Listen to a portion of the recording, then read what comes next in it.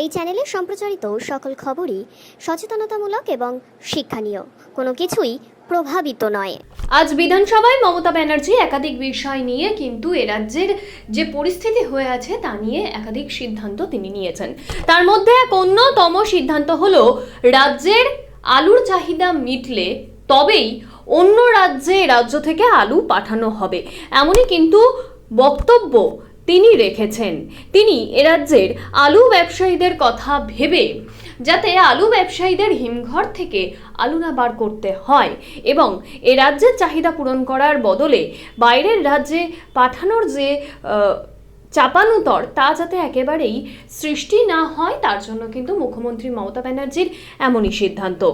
হিমঘর থেকে আলু না বের করার ব্যাপারে আলু ব্যবসায়ী সংগঠনের সিদ্ধান্তের প্রেক্ষিতেই এবার মুখ্যমন্ত্রী মমতা ব্যানার্জি রাজ্যে আলু ও পেঁয়াজের মূল্য বৃদ্ধি নিয়ে আজ বিধানসভায় তিনি ক্ষোভ প্রকাশ করেন। মুখ্যমন্ত্রী বলেন, সবটা সরকারের হাতে নেই, আলু উৎপাদনের রাজ্য দ্বিতীয়, কিন্তু কিছু ব্যবসায়ী রাজ্যে উৎপাদিত আলু বাইরে পাঠিয়ে দিচ্ছে। পেঁয়াজের ক্ষেত্রে আগে এমনটা হতো না, কিন্তু এখনো হচ্ছে। এই কারণেই রাজ্যে আলুর দাম বাড়ছে বলেই তিনি মনে করছেন। সাথে সাথে ভিন রাজ্যে আলু ও পেঁয়াজ পাঠানোর ক্ষেত্রে রাজ্যের সার্থকতা অগ্রাধিকার দিতে হবে বলেই মুখ্যমন্ত্রী স্পষ্ট ভাষায় জানিয়ে দিয়েছেন।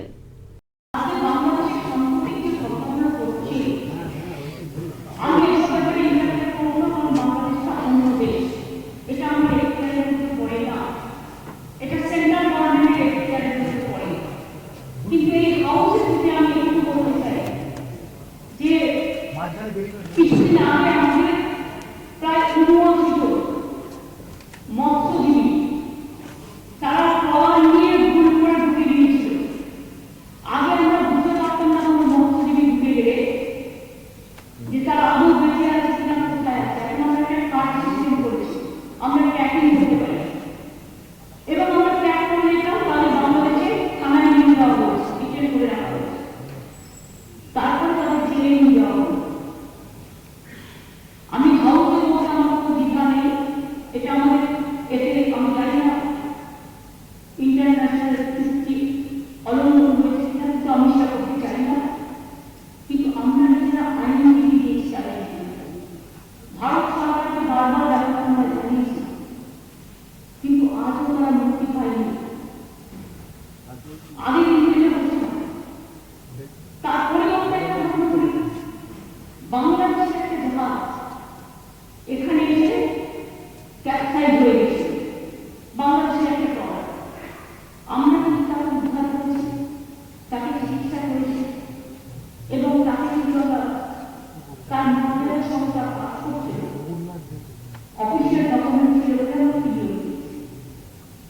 কিন্তু আজকে আমাদের অনেক বন্ধু অনেক সঠিক অনেক পূর্ব যার পূর্বেও এসেছিলেন, তাদের অনেক আত্মীয় স্বজনে ওখানে সম্পত্তি আছে, তাদের পরিবার আছে, তাদের পরিজন আছে। এরপরে তারা থাকে, কিন্তু ওখানে মেয়ের বিয়ে হয়েছে, ছেলের বিয়ে হয়েছে, তারা কিন্তু অফিসিয়াল পাসপোর্ট ধারণ করে রাখে। আমি বেআইনি অনুপ্রবেশের কথা বলছি না, এটা সেন্ট্রাল গভর্নমেন্টের আন্ডারে কারণ দিয়েছে পাওয়া যায়, আমরা পাওয়া দিই না বলা, এটা তাদের দায়িত্ব। বাংলাদেশের সাম্প্রতিক ঘটনা নিয়ে আমাদের কথা বলবো না, এটা নিয়ে যা বলার ইন্ডিয়া গভর্নমেন্ট বলবে, কারণ আমাদের তৃণমূল কংগ্রেসের পলিসি হচ্ছে আমরা এক্সটার্নাল অ্যাফেয়ার্সের ব্যাপারে সেন্ট্রাল গভর্নমেন্টের পক্ষ করে আমরা সেই পক্ষটাকে আমাদের পথ ধরে নিয়ে নিই। কিন্তু গত 10 দিন ধরে আমি দেখেছি গভর্নমেন্ট অফ ইন্ডিয়া টোটালি ঠিক মাম একদম চুপ করে আছে। আর তার পার্টি রোজ মিছিল করতে পারে একটা স্বাধীনতা অধিকার, কিন্তু তারা বলছে আমরা বড় রাখতে খাবার রাখতে দেবো না, তারা বলছে আমরা বনগা পেট্রোল রেল স্টেশন রাখতে দেবো, সেটা আমাদের এখতিয়ারে পড়ে না। ইন্টারন্যাশনাল এগ্রিমেন্ট অনুযায়ী, ইন্টারন্যাশনাল বর্ডার এগ্রিমেন্ট অনুযায়ী গভর্নমেন্ট অফ ইন্ডিয়া যদি আমাদের কাছে গাইডলাইন দেয়, আমাদের কাছে অ্যাডভাইস দেয়, তখনই আমরা এটা বন্ধ করতে পারি। তাছাড়া এটা আমাদের হাতে নেই, আমাদের দায়িত্বে নেই। আমি একটা কথা পরিষ্কার বলতে চাই,